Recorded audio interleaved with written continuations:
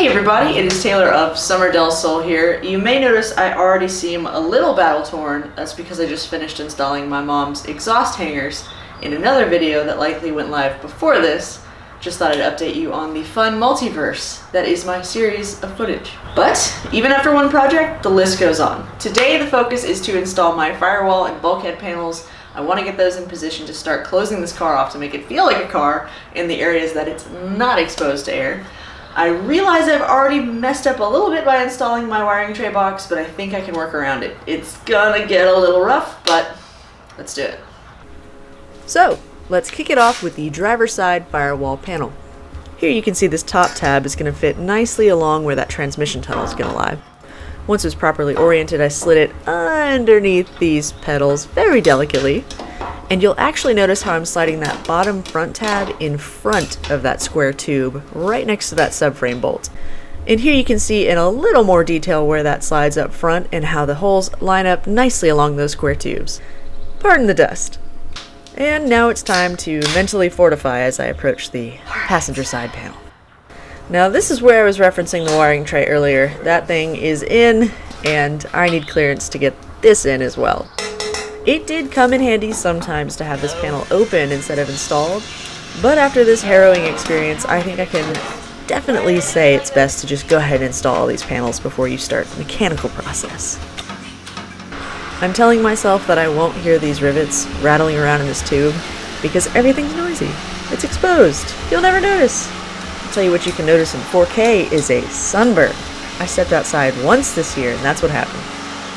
So at this point, even with the box removed from the frame, I still had to move some wiring around. This was an absolute nightmare and so exhausting. I ended up unplugging a lot of stuff that led up to the front so I could get this wire snaked kind of through for a little more leeway. It worked out in the end, but again, don't recommend it. Hot freaking tip! Just put the bulkhead and firewall panels in first. Oh my god. And after all that, this is what I get. Gonna have to trim this up, but it can be done. But before moving on, I wanted to at least take a moment to appreciate how good it looked. Alright, the task at hand. So now I'm going behind where the passenger seat will be. This is what will sit behind the battery. The main thing to look for here is the seatbelt tab. It's easy enough to find where that slots in like a puzzle piece. And the same, of course, goes for the driver's side. Oh hey! I slid that back behind the seat and mocked it up nicely, making sure to get some of those wiring components out of the way. That was tricky while I was drilling, but it's doable. Oh, the fabled transmission tunnel. I'm not ready for this just yet, but wanted to take a peek.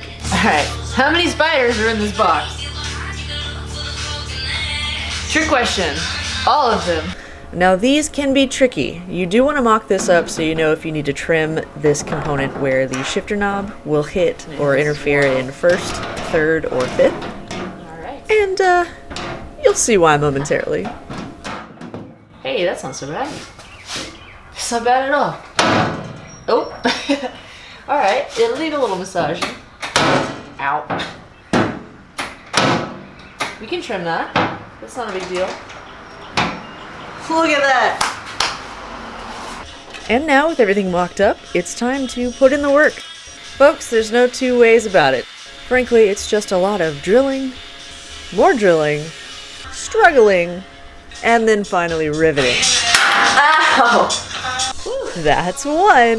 Man, that hurt my thumb. Look at you go. That's two down. You go, girl. Now my friend Pierce may be watching and going, Taylor, didn't I let you borrow some air compressor tools? Yes, Pierce, but I'm a crazy person who's afraid of air compressors. I'm installing the bare minimum until I can build up the courage. Since I needed a little serotonin boost before I started hacking away at my beautiful passenger side panel, I figured now would be a great time to put these gorgeous wheels on.